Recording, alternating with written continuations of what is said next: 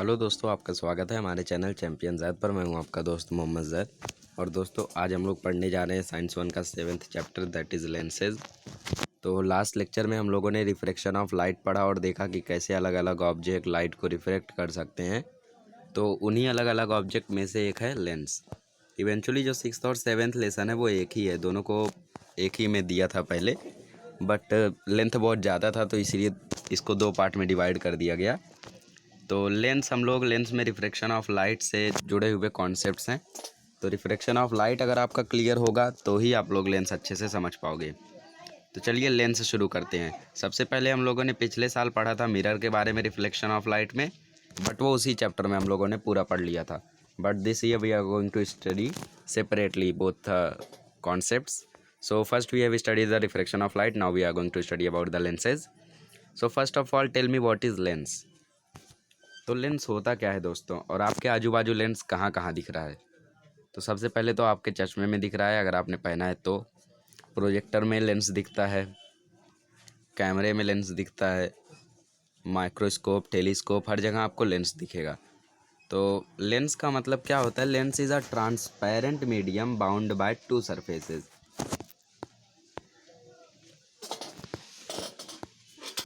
तो लेंस एक transparent medium है जो 2 सरफेसेस से बाउंडेड होता है, जिसमें से एक ना एक सरफेस ज़रूर स्फेरिकल रहना चाहिए। तो अगर वो स्फेरिकल सरफेस आउटवर्ड मतलब बाहर की तरफ पुल किया गया, मतलब इस तरीके का अगर वो है, तो इसे हम लोग बोलेंगे कॉन्वेक्स लेंस या फिर डबल कॉन्वेक्स लेंस। अगर वो इस तरीके का है तो इसे हम लोग बोलेंगे प्लानो कॉन्वेक्स लेंस या फिर सिंगल कॉन्वेक्स लेंस। अगर ये अंदर की तरफ खींच लिया गया मतलब इस तरीके का, तो इसे हम लोग बोलेंगे कॉनकेव लेंस। तो इस तरीके से कॉन्वेक्स और कॉनकेव हम लोगों ने मिरर देखा था। This year we have seen the lenses, so remember them. उसके बाद तो इस तरीके से लेंस हम लोग का होता है। टाइप्स ऑफ लेंसेज आप लोग याद रखें, हो सकता है कॉन्सेप्ट चार्ट में आपको दे दे टाइप्स ऑफ लेंसेज, 6 बॉक्स खाली छोड़ दे, तो याद रखें आप लोग इन चीज़ों को। अब क्रॉस सेक्शन मतलब कि लेंस कैसे बना है वो देखते हैं हम लोग। तो सबसे पहले 2 स्फीयर लाए गए। 2 स्फीयर लाने के बाद वो दोनों जोड़े गए और फिर उन दोनों को कट किया गया बीच में से। मतलब स्फीयर समझ लीजिए आपने फुटबॉल लाया, तो यहाँ से जब आप लोगों ने उसे कट किया तो आपको मिला कॉन्वेक्स लेंस। यहाँ पे आपने कट नहीं किया, ऐसा निकाला उसको, तो मिला आपको कॉनकेव लेंस। इसमें एक सेंटर था स्फीयर का, दूसरा सेंटर भी स्फीयर का, तो ये सेंटर ऑफ कर्वेचर। और इसमें जिस रेडियस से ये बना मतलब ये, इसे बोलते हैं रेडियस ऑफ कर्वेचर, पढ़ा होगा आपने लास्ट ईयर। सो उसी की तरह होता है। सेंटर ऑफ कर्वेचर का डेफिनेशन दिया गया है, centre of sphere whose part from the surface of the lens. पिछले साल सरफेस ऑफ द मिरर था, इस साल सरफेस ऑफ द लेंस। तो स्फीयर का सेंटर जिसके कारण लेंस का सरफेस बनता है उसे हम लोग बोलते हैं सेंटर ऑफ कर्वेचर। लेंस के पास 2 सेंटर ऑफ कर्वेचर होते हैं। फिर रेडियस ऑफ कर्वेचर मतलब R1 और R2, मतलब स्फीयर उसका जो जिसका पार्ट बनाता है surface of the lens are called radii of the curvature. मतलब स्फीयर का रेडियस जो पार्ट बनाएगा लेंस का, उसे हम लोग बोलेंगे radii of the curvature of the lens. 2 radius होते हैं। फिर प्रिंसिपल एक्सिस एक इमेजिनरी लाइन होती है जो सेंटर कर्वेचर के सेंटर से पास होती है, उसे बोलेंगे प्रिंसिपल एक्सिस। फिर जो ऑप्टिकल सेंटर होता है वो लेंस के एकदम बीच में आता है, जहाँ से सारी लाइट रे अपना पाथ बिना चेंज किए पास होंगी। मतलब समझ लीजिए ये आपका कॉनकेव लेंस है, ये आपकी बीच वाली लाइन है इमेजिनरी, ये आपका ऑप्टिकल सेंटर। तो अगर लाइट रे यहाँ से गई और अपना पाथ नहीं चेंज किया तो ये जो पॉइंट है आपका वो बोलेंगे हम लोग ऑप्टिकल सेंटर। अब प्रिंसिपल फोकस मतलब कि जहाँ पे सारी रेज आके मिलती हैं उसे हम लोग बोलते हैं प्रिंसिपल फोकस, कन्वर्ज होंगी जब। जैसे ये लेते हैं कॉन्वेक्स लेंस, ये आपका प्रिंसिपल एक्सिस, ये आपका F1, ये आपका F2। तो यहाँ से लाइट आई यहाँ गई, फिर लाइट आई यहाँ गई, लाइट आई लाइट आई लाइट आई, सब फोकस पे आके कन्वर्ज हो रहे हैं, तो उस पॉइंट को हम लोग बोलेंगे प्रिंसिपल फोकस। अब फोकल लेंथ क्या होता है? फोकल लेंथ मतलब होता है कि ऑप्टिकल सेंटर से लेके फोकस तक का जो डिस्टेंस है उसे हम लोग बोलेंगे फोकल लेंथ। और कन्वर्जिंग लेंस मतलब वो लेंस जहाँ पे लाइट रे कन्वर्ज होंगी। कन्वर्ज और डाइवर्ज आप लोग समझ लें, यहाँ पे दिया गया है, ये देखिए। तो ये पहला वाला जो है वो आपका कॉन्वेक्स लेंस है, और उसके बाद सारी लाइट रे आके यहाँ पे कन्वर्ज हो रही है, ठीक है। लाइट रे आके कन्वर्ज हो रही है, मतलब ये आपका कन्वर्जिंग लेंस है। तो कॉन्वेक्स लेंस को हम लोग कन्वर्जिंग लेंस बोलते हैं। और यहाँ पे कॉन्केव लेंस है, तो यहाँ से जब लाइट रे गई तो वो रिफ्लेक्ट ऊपर की तरफ हो गई, यहाँ से भी ऊपर की तरफ हो गई, मतलब डाइवर्ज हो गई, और ये एक दूसरे से कभी मिलेंगी नहीं, तो पीछे के साइड मिलाया गया है। तो कॉन्केव लेंस को बोलते हैं हम लोग डाइवर्जिंग लेंस। ट्रू फॉल्स में आ चुका है, याद रखें। अभी आगे बढ़ते हैं। रे डायग्राम। रे डायग्राम बहुत ही इंपॉर्टेंट है दोस्तों, 2019 बोर्ड एग्ज़ाम में आ चुका है, तो हो सकता है 2021 में भी आ जाए बनाने के लिए 3 मार्क का, या फिर इन्फॉर्मेशन लिखने के लिए 2 मार्क का। तो कॉन्वेक्स लेंस से जब इमेज हम लोग बनाते हैं, देखिए अगर हम लोग रे डायग्राम ड्रॉ करें तो वहाँ से हम लोग इमेज देख सकते हैं, साइज़ देख सकते हैं, पोजीशन देख सकते हैं उस डायग्राम से। तो ये सभी चीज़ें हम लोग रे डायग्राम से देख सकते हैं। रे डायग्राम मैं बना के दिखाऊंगा आपको स्क्रीन पे। अब जो इमेज बनती है कॉन्वेक्स लेंस से, वो रियल और इन्वर्टेड रहती है, और उसके लिए 3 रूल दिए गए हैं हम लोग को। रूल्स को समझ लेते हैं सबसे पहले। तो कॉन्वेक्स लेंस के लिए ये रूल्स हैं। कॉन्वेक्स लेंस में अगर इंसिडेंट रे प्रिंसिपल एक्सिस के पैरेलल रहेगी तो वो पास होगी प्रिंसिपल फोकस से। When the incident ray is parallel to the principal axis the reflected ray will pass through the focus. Last year भी हम लोगों ने पढ़ा था। और नेक्स्ट, अगर इंसिडेंट रे आएगी फोकस से, प्रिंसिपल फोकस से, तो रिफ्लेक्ट होने के बाद वो पैरेलल जाएगी प्रिंसिपल एक्सिस के। अब थर्ड में, अगर इंसिडेंट रे पास होगी ऑप्टिकल सेंटर से, तो अपना डायरेक्शन चेंज किए बिना आगे चली जाएगी, जैसा अभी थोड़ी देर पहले हम लोगों ने देखा। तो ये तीनों रूल अगर आपको याद रहेंगे, तीनों रूल अगर आप लोग को याद रहेंगे, तो ही आप लोग रे डायग्राम आसानी से बना पाओगे।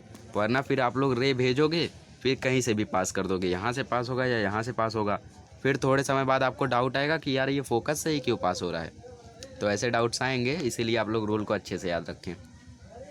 तो कॉन्वेक्स लेंस से देखिए आप लोग को इमेज कैसे फॉर्म होती है। ये रखी गई है आपकी स्क्रीन, ये है ऑप्टिकल सेंटर जहाँ पे कॉन्वेक्स लेंस रखा गया है। पहले कैसा था, एफ था, सी था, बट यहाँ पे सिर्फ एफ है, सेंटर ऑफ कर्वेचर नहीं है। तो F1 2F1 F2 2F2 और ऑप्टिकल सेंटर, ये चीज़ें याद रखें। तो कैंडल को जब जलाया गया तो कॉन्वेक्स लेंस से उसकी इमेज गई। इमेज जाने के बाद लाइट रे जब यहाँ से आई तो इस तरीके से इमेज फॉर्म हुई। इमेज फॉर्म हुई तो इमेज रियल थी, क्योंकि स्क्रीन के सेम साइड पे थी, मतलब स्क्रीन पे दिख रही थी, और इन्वर्टेड थी, मतलब उल्टी इमेज थी। तो इस तरीके से कॉन्वेक्स लेंस से इमेज फॉर्म होती है। अब पूछा है रियल इमेज क्या होता है, वर्चुअल इमेज क्या होता है।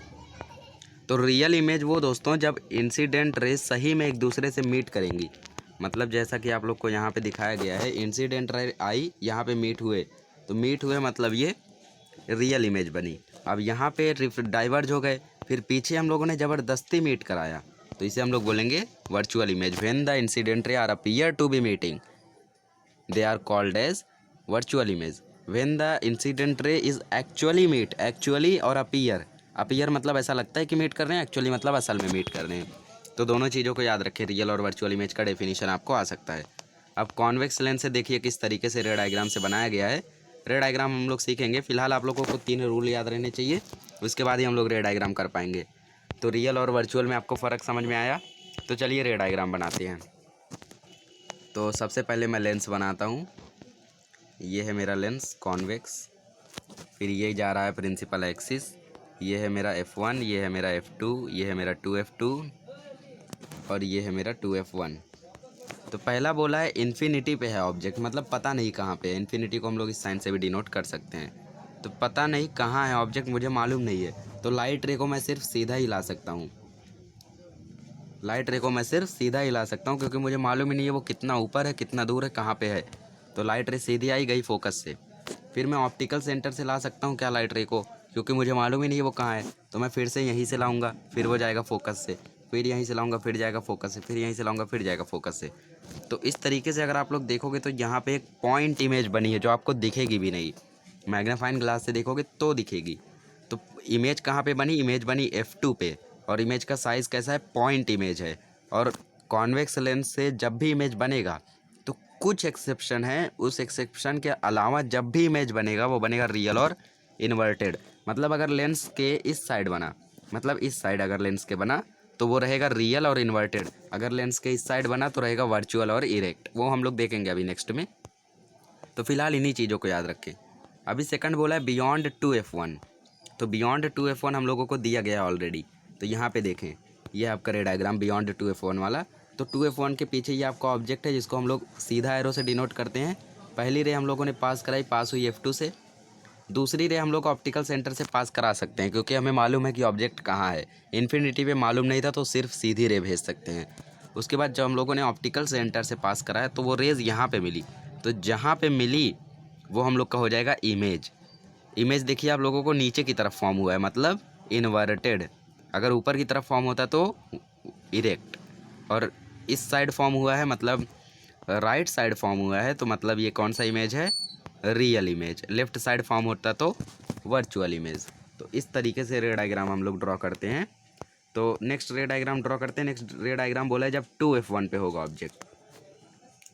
तो पहले मैं लेंस बनाता हूँ, ड्राइंग थोड़ी ख़राब है। F2, 2F2, F1, 2F1। उसके बाद ये हम लोग का लाइन और ये मेरा ऑप्टिकल सेंटर। अब यहाँ पे बोला है 2F1 पे जब ऑब्जेक्ट है, मतलब यहाँ पे है मेरा ऑब्जेक्ट। तो कलर्स को चेंज करके बताऊँगा तो आपको इजीली समझेगा। तो पहली लाइट रे यहाँ से आई, पास हुई फोकस से, ठीक है। दूसरी लाइट रे कहाँ से लाऊँगा मैं, जी हाँ, दूसरी लाइट रे मैं लाऊँगा ऑप्टिकल सेंटर से। तो ऑप्टिकल सेंटर से लाइट रे आई और यहाँ पे मिली। तो आप लोग अगर देखें तो यहाँ पे मिल रही है, और ये जहाँ पे मिल रही है उसको क्या नाम दिया गया है, 2F2। तो मतलब इमेज कहाँ पे बन रही है, 2F2 पे, और इसकी जो साइज़ थी वही इसकी भी साइज़ है। तो मतलब सेम साइज, नीचे बन रही है मतलब इन्वर्टेड, इस साइड बन रही है मतलब रियल। इन चीज़ों को नोट करके रखें, और बनाने के बाद ऐसा एरो ज़रूर लगा दे वरना हाफ मार्क्स आपका ज़रूर कट जाएगा। मेरे साथ ऐसा कई बार हो चुका है, तो इसीलिए आप लोग इन बातों को ध्यान में रखें। तो इस तरीके से हम लोग रे डायग्राम बनाते हैं। चलिए अब नेक्स्ट रे डायग्राम बनाते हैं F1 और 2F1 के बीच में। चलिए अच्छी बात है, बिना बना हुआ है।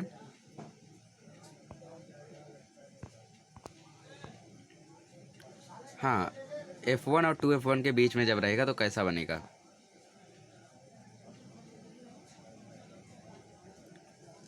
F1 और 2F1 के बीच का मैं बनाता हूँ। देखिए ये हो गया मेरा लेंस छोटा सा, डायग्राम में थोड़ा एडजस्ट कीजिए।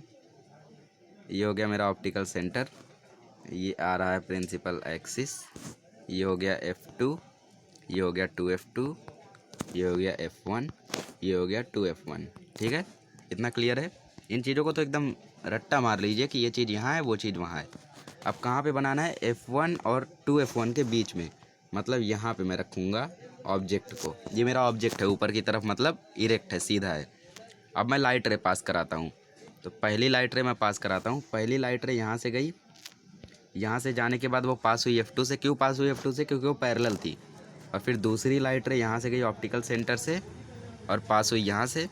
मतलब मेरा जो इमेज है वो F2 के पीछे बन रहा है। आप लोग देखें तो 2F2 के पीछे बन रहा है। मतलब मेरा इमेज कैसा है, बियॉन्ड 2F2, मतलब position of the image is beyond 2F2।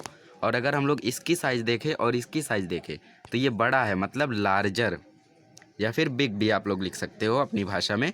नीचे की तरफ बन रहा है मतलब इन्वर्टेड, और राइट साइड बन रहा है मतलब रियल। समझ में आया आपको। अब आगे बढ़ते हैं। अगर ऑब्जेक्ट F1 पे रहेगा तब कहाँ पे बनेगी इमेज, उस पे नज़र डालते हैं। तो सबसे पहले मैं ड्रॉ करता हूँ लेंस।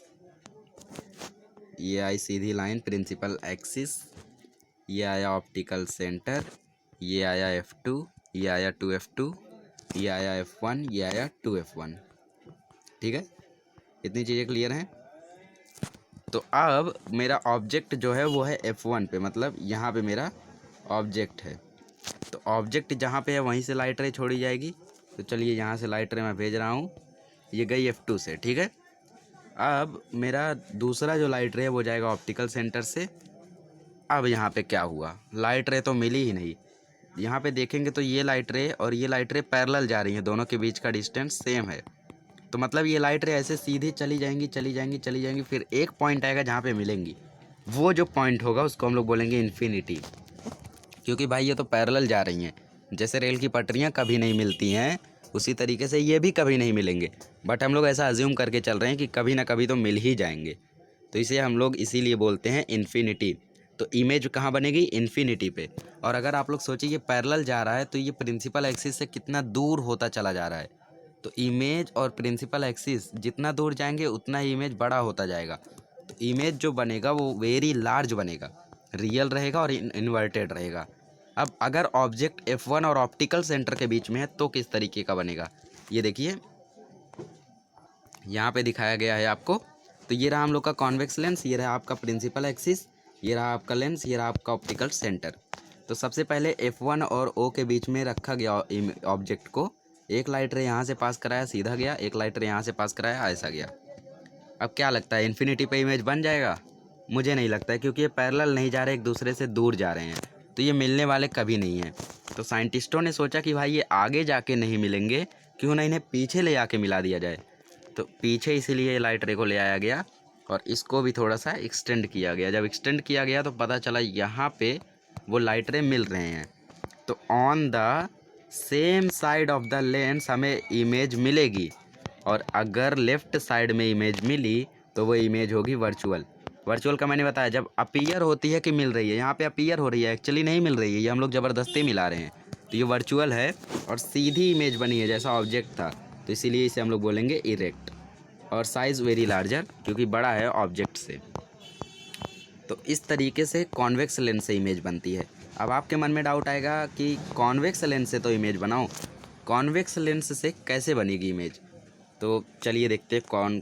कॉन्वेक्स लेंस से तो हम लोग ने बनाया, सॉरी कॉनकेव लेंस से बनाते हैं। और कॉनकेव लेंस से जब भी हम लोग इमेज बनाएंगे वो बनेगी वर्चुअल और इरेक्ट, क्योंकि कॉनकेव लेंस तो भाई डाइवर्ज कर देता है लाइट रेस को, डाइवर्ज कर देता है तो मतलब पीछे ही बनेगी, तो वर्चुअल रहेगा और इरेक्ट रहेगा।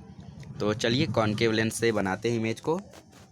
तो ये रहा मेरा कॉनकेव लेंस, सेम रहेगा ऑप्टिकल सेंटर यहाँ पे, ये आया प्रिंसिपल एक्सिस, ये है F1, ये है 2F1, ये है F2, ये है 2F2।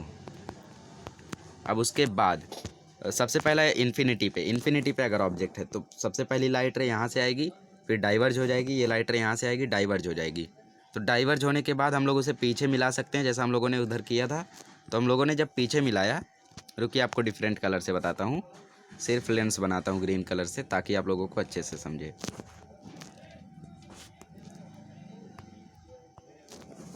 ये रहा F1, ये रहा 2F1, ये रहा F2, ये रहा 2F2, और ये रहा ब्लू कलर। चलिए अब इन्फिनिटी पे है तो मुझे मालूम नहीं कहाँ है, तो मैं सीधे लेकर आऊँगा, और सीधे लेकर आऊँगा तो ये डाइवर्ज हो जाएगा एक बार अगर लाइन से पास होगा तो। उसके बाद यहाँ से लेकर आऊँगा, ये भी डाइवर्ज हो जाएगा। आगे तो मिलने वाले हैं नहीं, तो पीछे मिलाऊँगा, तो पीछे आते आते आते आते आते आते आते आते वो लोग यहाँ पे इस पॉइंट पे मिल जाएंगे, तो पहले फोकस पे इमेज बनेगी। तो इस तरीके से हम लोग इमेज बना सकते हैं कॉनकेव लेंस का। वैसे कॉन्वेक्स लेंस आपका ज़्यादा इंपॉर्टेंट है, ये बोर्ड में आएगा। Concave lens is not much important, so you should focus on the concave lens, convex lens. ये आपका आ चुका है बोर्ड में। यहाँ पे आपको बोर्ड में 4 क्वेश्चन पूछा था, position of the object, position of the image, और nature of the image, size of the image. तो आपको ये अगर ये टेबल याद रहेगा तो ही आप लोग काम कर पाओगे, तो टेबल को आप लोग याद कर लीजिए अच्छे से, वरना सिर्फ आप लोग इतना याद रख लें कि साइज़ कितना होगा, क्योंकि बाकी सब तो आप लोग रे डायग्राम बना के ही देख लेंगे, साइज़ भी आप लोग देख सकते हैं, बट क्या होता है कि उनको सेम वर्ड चाहिए। वेरी लार्ज की जगह अगर आप लोगों ने लार्ज लिख दिया तो आपका हाफ मार्क्स वो काट देंगे।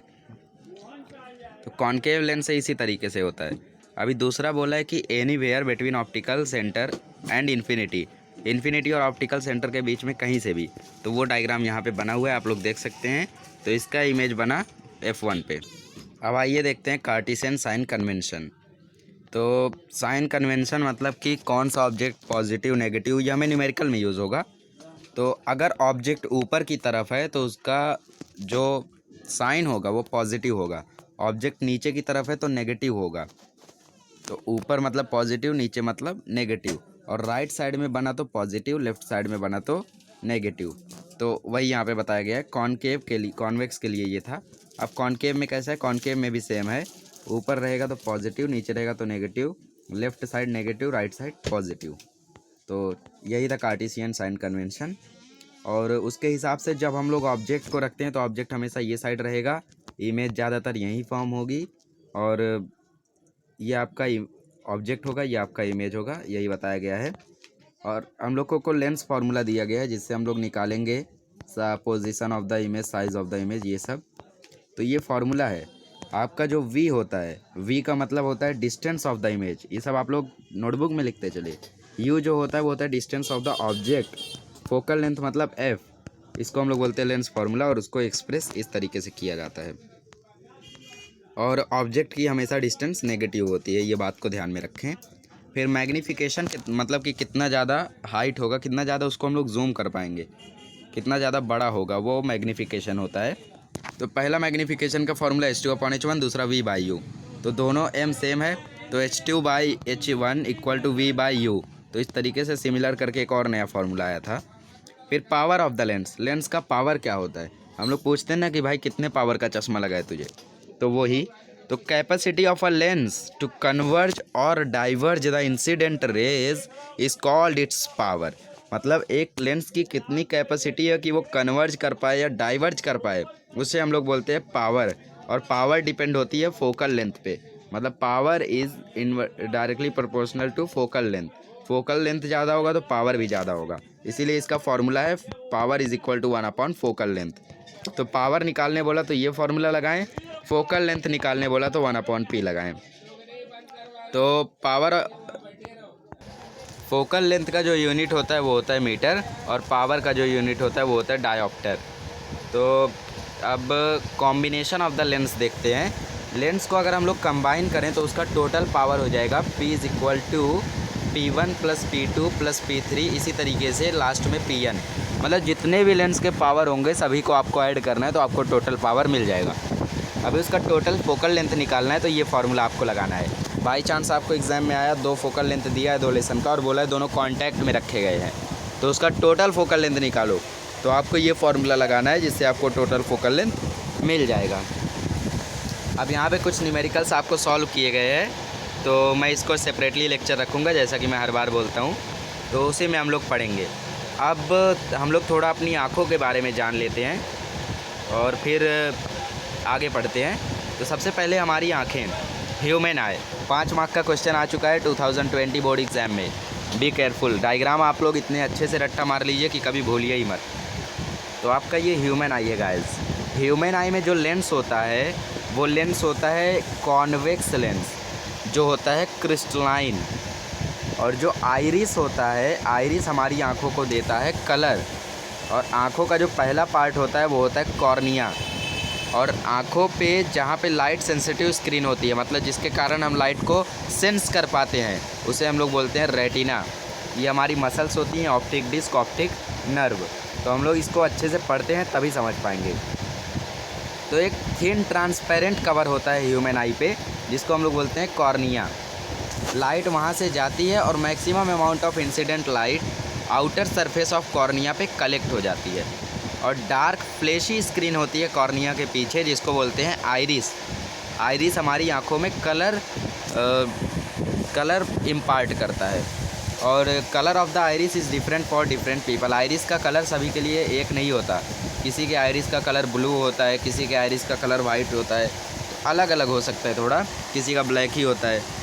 तो इसी तरीके से अलग अलग लोगों का अलग अलग होता है। जैसे आप लोगों ने नीली आँखों वाले लोगों को देखा होगा, तो उसी तरीके से होता है। फिर स्मॉल ओपनिंग होती है डायमीटर की सेंटर ऑफ द आइरिस पे, जिसको हम लोग बोलते हैं प्यूपिल। मतलब कि आइरिस के सेंटर में एक स्मॉल ओपनिंग होती है, जिसको हम लोग बोलते हैं प्यूपिल। और प्यूपिल हमेशा ब्लैक होता है। फिर उसके बाद प्यूपिल कंट्रोल करता है अमाउंट ऑफ लाइट, कितना लाइट का अमाउंट जा रहा है वो उसे कंट्रोल करता है। तो उसके बाद अब आता है लाइट सेंसिटिव स्क्रीन ह्यूमन आई में, जिसको हम लोग बोलते हैं रेटिना। तो प्यूपिल व्यूपिल आपको समझ में आया होगा। और हमारी स्क्रीन पे जो इमेज बनती है वो हमेशा रियल और इन्वर्टेड बनती है, क्योंकि कॉन्वेक्स लेंस रहता है हमारी आँखों में। तो इमेज जो बनेगी वो रियल और इन्वर्टेड बनेगी। और फिर उसके बाद हमारा ब्रेन उसको एनालाइज करता है और उसको सीधा कर देता है, मतलब इरेक्ट बना देता है इमेज को। ब्रेन इरेक्ट बना देता है इमेज को, जबकि इमेज उल्टी रहती है। तो इस तरीके से होता है। फिर ऑब्जेक्ट का जो स्क्रीसिंग, अगर हम लोग एक ऑब्जेक्ट को देख रहे हैं इन्फिनिट डिस्टेंस पे, मतलब दूर अगर देख रहे हैं, तो लेंस जो होगा ह्यूमन आई का वो फ्लैट हो जाएगा। जैसे आप लोग यहाँ देखें, अगर हम एक ऑब्जेक्ट दूर वाले ऑब्जेक्ट को देख रहे हैं तो लेंस फ्लैट हो जाएगा। अगर नज़दीक वाले ऑब्जेक्ट को देख रहे हैं तो लेंस चौड़ा हो जाएगा। तो ये सब आपको क्यों बताया जा रहा है, क्योंकि हम लोग अभी डिफेक्ट पढ़ने वाले हैं कि ह्यूमन आई में कौन कौन सी परेशानियाँ होती है। उससे पहले ये देख लेते हैं। तो उसी के कारण हम लोग दूर दूर के ऑब्जेक्ट देख पाते हैं। फिर the capacity of the lens to change its focal length, मतलब कि लेंस अपना फोकल लेंथ जो चेंज कर सकता है नीड के हिसाब से, उसको हम लोग बोलते हैं पावर ऑफ एकोमोडेशन।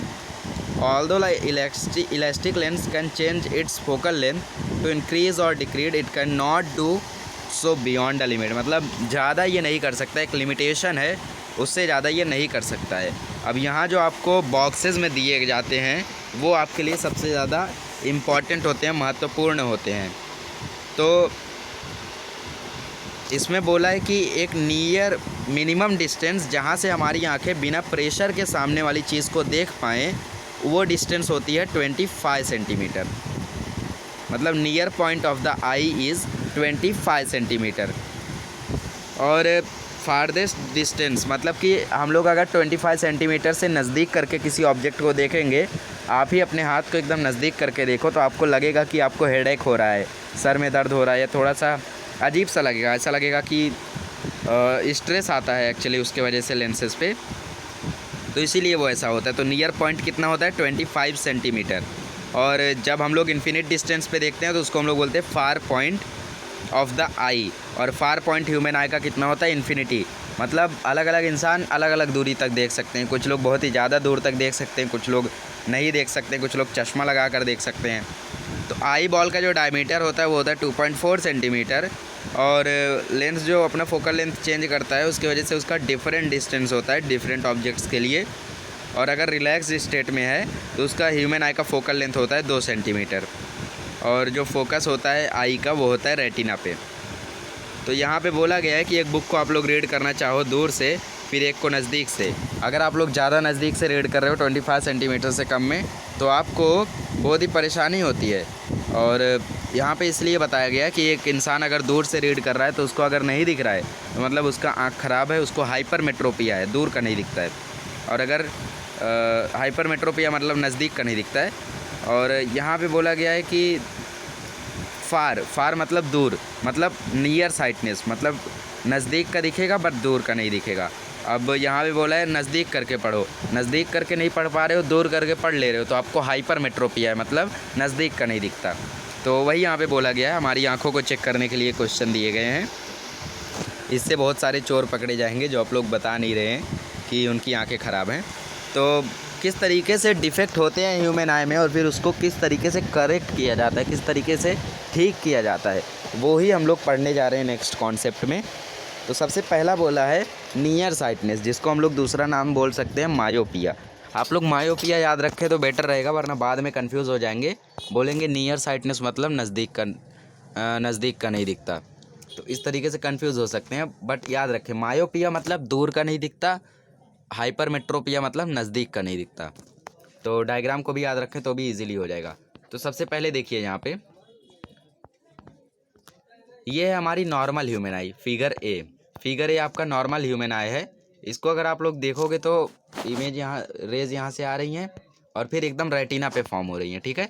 ये आपका रेटिना है, रेटिना पे जब इमेज फॉर्म होगी तो मतलब हम लोग को सामने वाला ऑब्जेक्ट से क्लियरली दिख रहा है, दूर का ऑब्जेक्ट। बट मायोपिक आई में क्या होता है कि रेज इस तरीके से आती हैं। इस तरीके से क्यों आती हैं, क्योंकि कारण है, हम लोग अभी पढ़ेंगे। तो इसके कारण वो इमेज यहाँ पे रेटिना है, फॉर्म यहाँ पे होना चाहिए था, बट रेटिना के सामने इमेज फॉर्म हो जाती है। तो रेटिना के सामने इमेज फॉर्म हुई तो हमें ब्लर दिखता है, हमें धुंधला दिखता है, साफ नहीं दिखाई देता है। तो इसके वजह से हम लोग बोलते हैं कि हमारी दूर की आँख ख़राब है। तो अब इसको ठीक कैसे करते हैं, इसके लिए हम लोग यूज़ करते हैं कॉनकेव लेंस। कॉनकेव लेंस को किस तरीके से, मतलब लाइट रे यहाँ से आई, यहाँ पे आप लोग देखें प्रॉब्लम क्या हुई थी कि लाइट रे एकदम सीधी गई थी और बहुत ही ज़्यादा कन्वर्ज हो गई थी। थोड़ा अगर ऊपर जाके नीचे जाती तो वो रेटिना पे फॉर्म होती। जैसे अगर मैं बताऊँ यहाँ पे, तो यहाँ पे ऊपर आप लोग देखें तो ऐसे आ रही थी जिसके कारण ऐसा हुआ, यहाँ पे सीधा आया जिसके कारण नज़दीक में बन गया। तो अगर हम लोग ऐसा लेकर जाएं तो ये रेटिना तक जा सकता है। तो इसी के कारण साइंटिस्टों ने यहाँ पे टेस्ट किया कॉनकेव लेंस, और जब कॉनकेव लेंस लगाया तो यहाँ से डाइवर्ज हो गया, मतलब थोड़ा ऊपर चला गया। ऊपर जाने के कारण इमेज फॉर्म होने लगी रेटिना पे और फिर लोगों को क्लियरली दिखाई देने लगा, और उसके साथ साथ यहाँ पे वर्चुअल इमेज भी बनने लगी। So I also use concave lens मैं भी यूज़ करता हूँ। तो इस तरीके से इसको करेक्ट किया जा सकता है। अब इसके कारण क्या होते हैं, कारण ये होता है कि जो कर्वेचर ऑफ कॉर्निया और आई लेंस होता है वो डिक्रीज़ हो जाता है, इंक्रीज़ हो जाता है, ज़्यादा हो जाता है, जिसके कारण मसल रिलैक्स नहीं हो पाते। जैसा हम लोगों ने बताया कि अगर वो राउंडेड बन जाएंगे तो हम लोग नज़दीक वाले ऑब्जेक्ट को देख सकते हैं, फ्लैट बन जाएंगे तो दूर वाले ऑब्जेक्ट को। तो वो राउंडेड बन ही नहीं पाते हैं, फ्लैट ही रह जाते हैं। तो ये फ्लूइड होता है, कुछ अलग अलग लिक्विड्स होते हैं जिनके कारण ये प्रॉब्लम्स हो जाती हैं। तो इसके कारण जो कन्वर्जिंग पावर होती है वो बहुत ही ज़्यादा हो जाती है, मतलब बहुत ही ज़्यादा तेज़ी से कन्वर्ज कर देता है, जिसके कारण इमेज वही बन जाती है। दूसरा कारण है आई बॉल इलोंगेट्स, मतलब आई बॉल थोड़ा सा चपटा सा हो जाता है, जिसके मतलब आई बॉल थोड़ा सा चौड़ा सा हो जाता है, जिसके कारण डिस्टेंस लेंस और रेटिना के बीच की जो डिस्टेंस है वो ज़्यादा हो जाती है और ऑब्जेक्ट को हम लोग सीधे से देख नहीं सकते। तो इसके लिए हम यूज़ करते हैं कॉनकेव लेंस, ताकि प्रॉपर फोकल लेंथ का, ताकि हम लोग इमेज को अच्छे से देख पाएँ। तो फोकल लेंथ का जो नेगेटिव होता है, कॉनकेव लेंस का फोकल लेंथ नेगेटिव होता है और पावर भी नेगेटिव होता है। नियर साइटनेस के लिए इसको यूज़ करते हैं। तो पावर का साइन और फोकल लेंथ का साइन, कौन सा लेंस यूज़ होगा, कौन सी बीमारी है, इसका आप लोग एक चार्ट बना के रखें तो आपके लिए ईजी पड़ेगा। अब आगे बढ़ते हैं हाइपरमेट्रोपिया। हाइपरमेट्रोपिया मतलब नज़दीक का ऑब्जेक्ट नहीं दिखेगा। अब जैसे यहाँ पे देखें तो दूर से रेज आ रही हैं और आपके रेटिना पे इमेज बन रही है, तो मतलब आप लोग दूर के ऑब्जेक्ट को आसानी से देख पा रहे हो। बट यहाँ पे प्रॉब्लम क्या हुई कि दूर के ऑब्जेक्ट रेज नहीं आ पा रही है वहाँ से, जिसके कारण ये कम कन्वर्ज कर पा रहे, कन्वर्जिंग पावर कम हो गई, जिसके कारण रेटिना तो यहाँ है, इमेज बन रही है रेटिना के पीछे। तो मतलब आप लोग ऑब्जेक्ट को क्लियरली नहीं देख पा रहे हो। तो ये होता है हम लोग का फार साइटनेस। इसमें क्या होता है कि हम लोग डिस्टेंस ऑब्जेक्ट को क्लियरली देख सकते हैं, बट जो नियर बाय ऑब्जेक्ट्स होते हैं उन लोगों को हम लोग क्लियरली नहीं देख सकते हैं। तो इसका मतलब कि नियर पॉइंट जो आई का होता है वो 25 सेंटीमीटर से फर्दर मतलब और आगे चला जाता है। इसका कारण क्या है, curvature of cornea eye lens decrease होता है, जिसके कारण कन्वर्जिंग पावर कम हो जाती है। अब जब कन्वर्ज ही नहीं कर पाएगा तो वो आगे तक रेज चली जाएंगी। जैसे यहाँ पे लेंस है, यहाँ से लाइट रे आई, कन्वर्जिंग पावर ज़्यादा है तो यहीं पे कर देगा, कन्वर्जिंग पावर नॉर्मल है तो रेटिना पे करेगा, लेस है तो ये रोक नहीं पाएगा, वो आगे तक चली जाएगी। तो इस तरीके से अलग अलग बीमारियाँ हो जाती है। तो आई बॉल के फ्लैटन होने के कारण, चपटे होने के कारण जो डिस्टेंस होती है लेंस और रेटिना के बीच में वो डिक्रीज़ हो जाती है, और अगर डिस्टेंस डिक्रीज़ हुई तो प्रॉब्लम हो जाती है। तो कन्वर्जिंग पावर कम हुई तो हम लोगों ने लेकर आया कन्वर्जिंग लेंस, मतलब हम लोगों ने लेकर आया कॉन्वेक्स लेंस। तो कॉन्वेक्स लेंस जब हम लोग लेकर आए तो यहाँ पे इसने कन्वर्ज किया ऑलरेडी, और यहाँ पे जाके और कन्वर्ज हो गया और इमेज बनने लगी रेटिना पे। तो इस तरीके से हम लोग इसको सुधार सकते हैं। तो we use convex lens of proper focal length, मतलब जितना आँख खराब है उतना ही प्रॉपर फोकल लेंथ का लेंस लेके हम लोग सुधार सकते हैं, हाइपरमेट्रोपिया को ठीक कर सकते हैं। तो उसके बाद इसको हम लोग करेक्ट करते हैं कॉन्वेक्स लेंस से। पावर पॉजिटिव होता है हमेशा और फोकल लेंथ भी पॉजिटिव होता है। अब आगे बढ़ते हैं प्रेस बायोपिया पे। अब प्रेस बायोपिया क्या होता है, कुछ लोगों के चश्मे आप लोगों ने देखे होंगे जिनका समझ लीजिए उनका लेंस है और फिर उनके यहाँ पे भी एक रहता है लेंस। तो ये क्या होता है, ये दोनों लेंसेज उनके चश्मे में रहते हैं, उनको हुआ रहता है प्रेस बायोपिया। ये प्रॉब्लम ओल्ड एज की है। ओल्ड एज में क्या होता है कि जो मसल रहते हैं उनके लेंस पे वो अपनी एबिलिटी खो बैठते हैं फोकल लेंथ को जज करने की, चेंज करने की, जिसके कारण जो नियर पॉइंट है वो शिफ्ट हो जाता है फर्दर, मतलब दूर चला जाता है आँखों से। इसके कारण ओल्ड पीपल ना नियर बाय ऑब्जेक्ट देख पाते हैं ना दूर वाले ऑब्जेक्ट देख पाते हैं। तो इसके कारण वो दोनों से सफ़र करते हैं, नियर साइटनेस से भी, फार साइटनेस से भी। तो उनके चश्मे में फिर दोनों लेंस लगाया जाता है और ऐसे लेंसेज को बोलते हैं हम लोग बायफोकल लेंस। बायफोकल लेंस मतलब कि ऊपर के साइड जो रहेगा वो रहेगा कॉन्वेक्स लेंस, और नीचे वाला पार्ट जो रहेगा सॉरी ऊपर के साइड जो रहेगा वो रहेगा कॉनकेव लेंस, और नीचे का पार्ट जो रहेगा वो रहेगा कॉन्वेक्स लेंस। तो दोनों को वो ठीक कर देगा। तो मतलब ये आपका कॉनकेव लेंस है ताकि वो दूर वाले ऑब्जेक्ट को देख पाएँ। फिर अगर बुक रीड कर रहे हैं तो यहाँ से देखें वो अपनी आँखों से, जिससे वो बुक को रीड कर पाए, नियर बाय ऑब्जेक्ट्स को देख पाए। तो इस तरीके से यहाँ पे आप लोगों को प्रेस बायोपिया था। अब apparent size of an object. Apparent size of an object मतलब कि एक ऑब्जेक्ट अगर नज़दीक में है तो उसको जो कॉनकेव लेंस होते हैं और अदर लेंस होते हैं वो दूसरी जगह पर दिखा देते हैं, मतलब कि वर्चुअल इमेज बनाते हैं जिससे वो थोड़ा सा दूर दिखते हैं। उसको हम बोलते हैं एपरेंट साइज़, मतलब नकली साइज़ जो होगा वो उतना ही होगा, बट जो एंगल होगा वो थोड़ा सा कम हो जाएगा। तो ये होता है apparent size of an object. अब कॉनकेव लेंस कहाँ कहाँ पे यूज़ होता है वो हम लोग देख लेते हैं।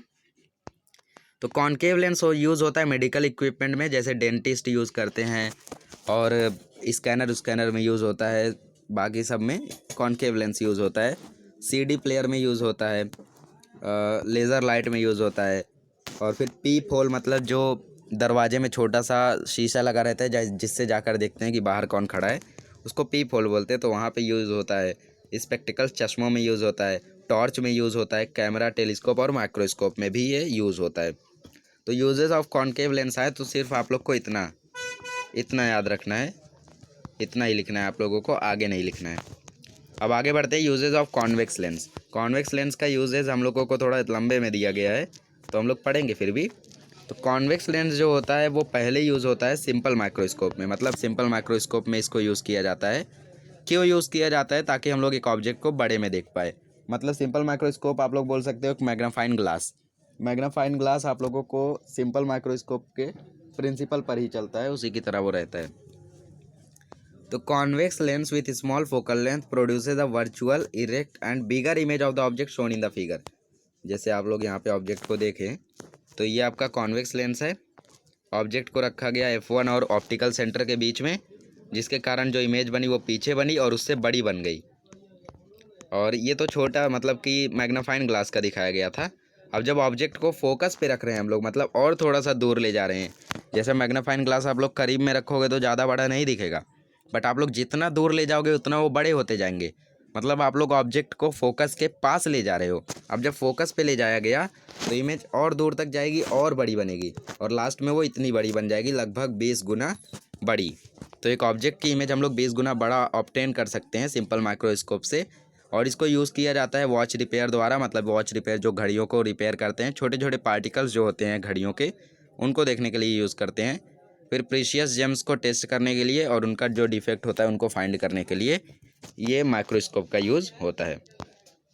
अब आता है कंपाउंड माइक्रोस्कोप। कंपाउंड माइक्रोस्कोप मतलब सिंपल माइक्रोस्कोप का बड़ा भाई। अब सिंपल माइक्रोस्कोप से हम लोग छोटे छोटे पार्टिकल्स देख लेते हैं, बट जो बहुत ज़्यादा छोटे हैं, मतलब जैसे प्लांट के सेल हो गए, बैक्टीरिया हो गए, ये सब बहुत ज़्यादा छोटे माइन्यूट पार्टिकल्स हैं। एक होता है मिनट, एक होता है माइन्यूट। माइन्यूट मतलब बहुत छोटे पार्टिकल्स, और मिनट आप लोग को मालूम है। तो माइन्यूट पार्टिकल्स को देखने के लिए कंपाउंड माइक्रोस्कोप यूज़ होता है। तो कंपाउंड माइक्रोस्कोप में पहले होता है ऑब्जेक्टिव लेंस, फिर होता है आई पीस, दोनों कॉन्वेक्स होते हैं। तो सबसे पहले ऑब्जेक्ट यहाँ पे रखा जाता है, चलिए इसको डिटेल में समझते हैं।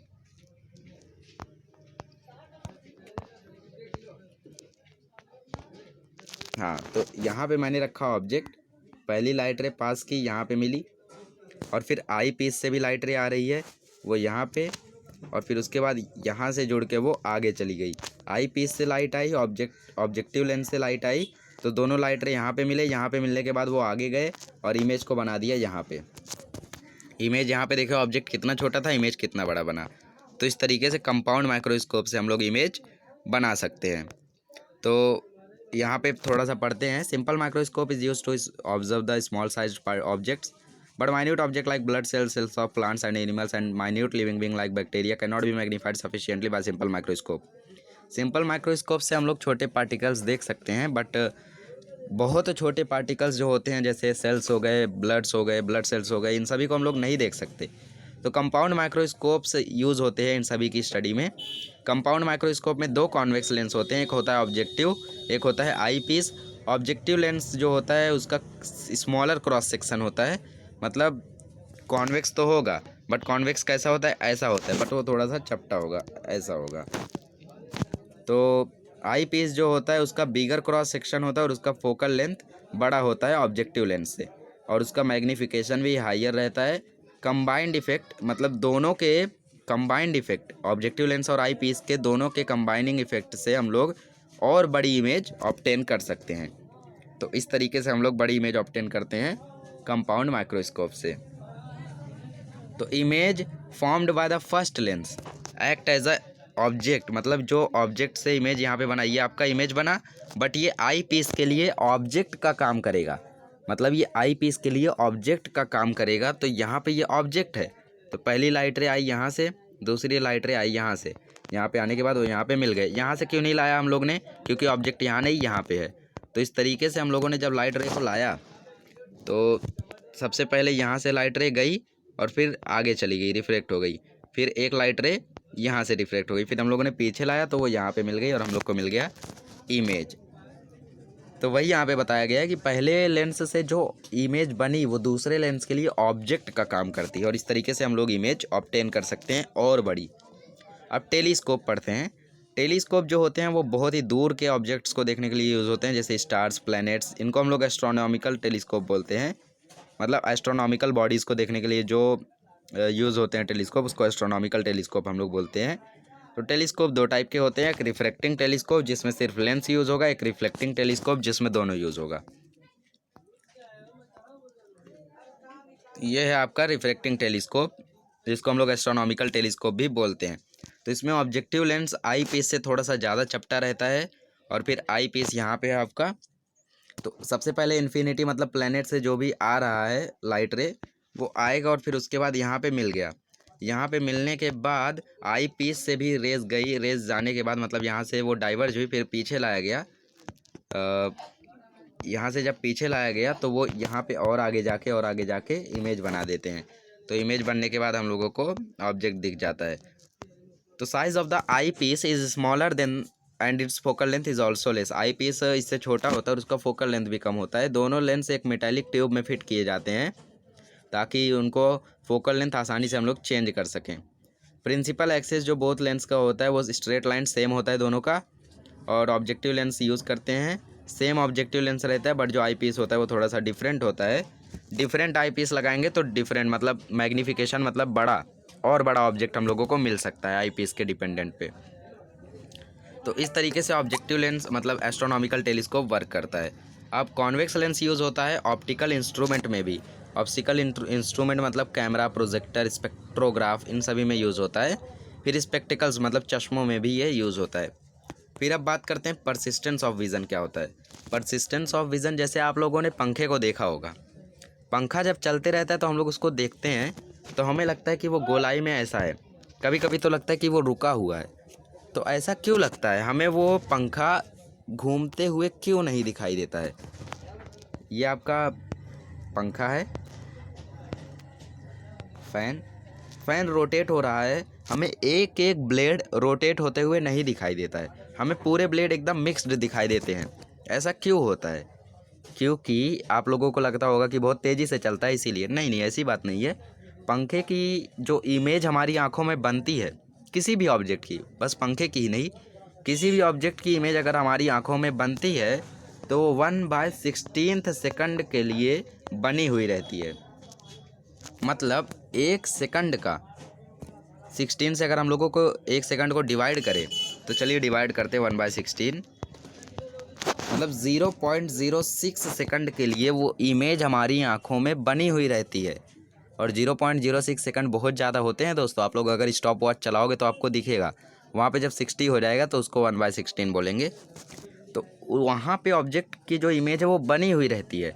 मतलब एक ब्लेड घूमा, उसकी इमेज बन गई, वो बनी हुई रहेगी। दूसरा ब्लेड घूमा, उसकी इमेज, तीसरा ब्लेड, चौथा ब्लेड, चारों ब्लेड घूम ही रहे, बनी हुई रहेगी। और इसीलिए हमें दिखता है कि वो एक दूसरे में मिक्स्ड रोटेशन कर रहे हैं। तो इससे हम लोग बोलते हैं परसिस्टेंस ऑफ विजन। तो रेटिना पे जो इमेज बनती है वो थोड़ी देर के लिए परसिस्ट हो जाती है, इसीलिए हम इसको बोलते हैं परसिस्टेंस ऑफ विजन। समझ में आया आपको? एग्जांपल्स कौन कौन से दे सकते हो? जैसे फ़ैन का एग्जांपल आप लोग दे सकते हो। फिर दिवाली में जो हम लोग चकलियाँ जलाते हैं, चक्री का एग्जांपल दे सकते हो, उसको हम लोग एकदम सीधा गोल गोल घूमता हुआ देखते हैं। तो इन सभी का एग्जांपल आप लोग दे सकते हो फायर वर्क का। अब यहाँ पे बोला है कि रेटिना जो होता है हमारे आँखों में वो 2 सेंसिटिव सेल से बना हुआ होता है। तो एक होता है रॉड सेल, एक होता है कोन सेल। तो रॉड सेल जो होते हैं वो इंटेंसिटी ऑफ लाइट से रिस्पॉन्ड करते हैं और ब्राइटनेस या फिर डिमनेस बताते हैं ऑब्जेक्ट की ब्रेन को। मतलब एक ऑब्जेक्ट कितना ब्राइटली चमक रहा है या कितना ढला हुआ है वो ब्रेन को बताते हैं रॉड सेल। कॉनिकल सेल्स जो होते हैं वो हमारे कलर को रिस्पॉन्स करते हैं। मतलब कौन सा कलर कहाँ पे है उसकी इन्फॉर्मेशन ब्रेन को देते हैं, और ब्रेन सारी इन्फॉर्मेशन को प्रोसेस करता है और फिर उसके बाद हम लोगों को मदद करता है इमेज को देखने में। जैसे मैं अभी मोबाइल को देख रहा हूँ, मोबाइल में मुझे पता है मेरी मोबाइल की ब्राइटनेस कितनी है और सामने जो कलर्स यूज़ हुए हैं, जैसे यहाँ पे यूज़ हुआ है थोड़ा सा ब्लूइश कलर, पर्पल कलर बोल सकते हैं आप लोग, और ये ब्लैक कलर में लिखे हुए हैं सब, और जो मैं वाटर मार्क लगा रहा था वो ब्लू कलर का था। तो इन सभी को देखते हुए मुझे मेरे ब्रेन को पूरी इन्फॉर्मेशन पहले मिली होगी कि भाई सामने जो ये बंदा यूज़ कर रहा है उसके कलर्स कौन कौन से हैं, वो इन्फॉर्मेशन दी होगी कौन सेल ने, और ब्राइटनेस कितनी है उसकी इन्फॉर्मेशन दी होगी रॉड सेल ने। तो ये इन्फॉर्मेशन ब्रेन ने एनालाइज़ की और फिर उसके बाद मुझे मदद कर रहा है सामने देखने में, जिसकी मदद से मैं आपको पढ़ा पा रहा हूँ। फिर जो रॉड सेल होते हैं वो अगर लाइट ना भी रहे या फिर लाइट थोड़ी सी है या फिर नहीं है तो भी वो रिस्पॉन्ड करते हैं। उसमें भी वो आपको बताएंगे कि इतना अंधेरा है या फिर कितना ब्राइटनेस है, वो उसमें भी वर्क करेंगे। बट जो कोन सेल होते हैं वो वर्क नहीं करते हैं। मतलब अगर लाइट नहीं है तो कोन सेल रिस्पॉन्ड ही नहीं करेंगे, वो आपको देखने में मदद ही नहीं करेंगे। इसके कारण जब रात हो जाती है तो हमें हर चीज़ ब्लूइश दिखती है या काली दिखती है, हम लोग उसका असली कलर नहीं देख सकते हैं रातों में, क्योंकि जब लाइट ही नहीं है तो हमारे जो सेल्स हैं वो रिस्पॉन्ड नहीं करते हैं। तो आपको यहाँ पे एक क्वेश्चन आया है, one can sense colours in only bright light. Bright light में क्यों खाली हम लोग देख सकते हैं, क्योंकि जो कॉनिकल सेल्स होते हैं वो सिर्फ ब्राइट लाइट में रिस्पॉन्स करते हैं।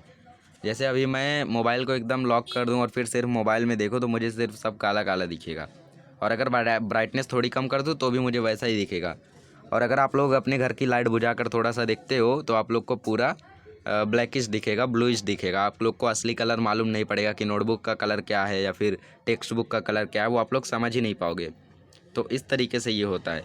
तो कॉनिकल सेल्स रिस्पॉन्ड करते हैं, डिफरेंटली रिस्पॉन्स करते हैं सबको, बट जो कॉनिकल सेल्स होते हैं वो सबसे ज़्यादा रिस्पॉन्स देते हैं रेड लाइट को।